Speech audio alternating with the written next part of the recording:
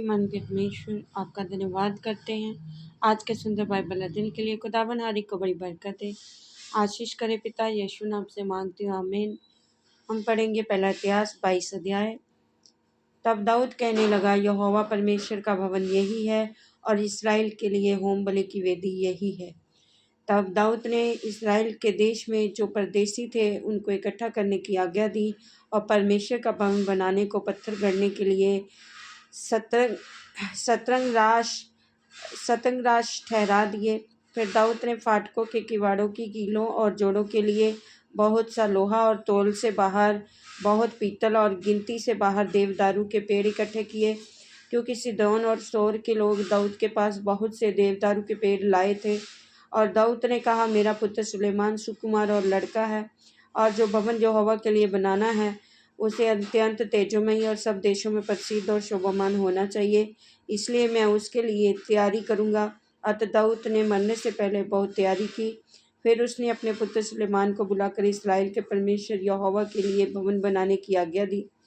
दाऊद ने अपने पुत्र सुलेमान से कहा, मेरी हार्दिक इच्छा तो थी कि अपने परमेश्वर के नाम का भवन एक बनाऊं, परंतु यहोवा का ये वचन मेरे पास पहुंचा, तूने लहू बहुत बहाया और बड़े बड़े युद्ध किए हैं, इसलिए तू मेरे नाम का भवन बनाने ना पाएगा, क्योंकि तूने भूमि पर मेरी दृष्टि में बहुत लहू बहाया है।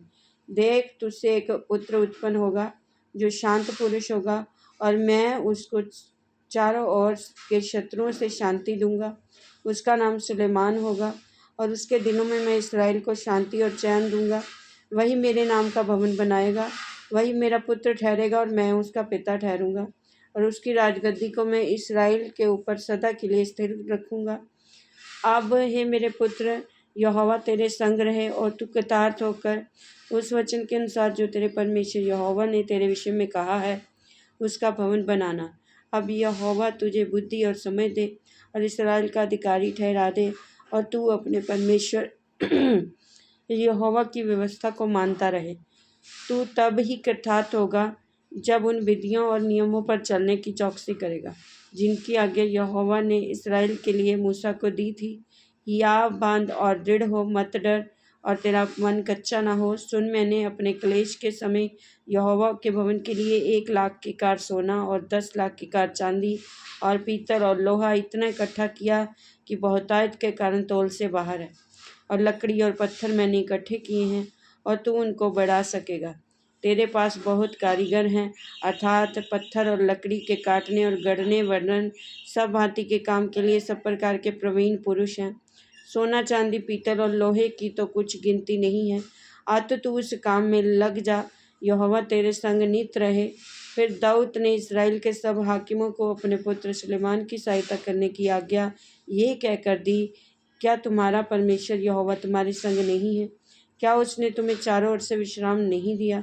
उसने तो देश के निवासियों को मेरे वश में कर दिया है, और देश यहोवा और उसकी प्रजा के सामने दबा हुआ है। अब तन मन से अपने परमेश्वर यहोवा के पास जाया करो, और जो जी लगाकर यहोवा परमेश्वर का पवित्र स्थान बनाना, कि तुम यहोवा की वाचा का संदूक और परमेश्वर के पवित्र पात्र उस भवन में लाओ जो यहोवा के नाम का बनने वाला है। इस वचन के द्वारा पर ब्लेस करेंगे। आमीन। सबको जय मसीह।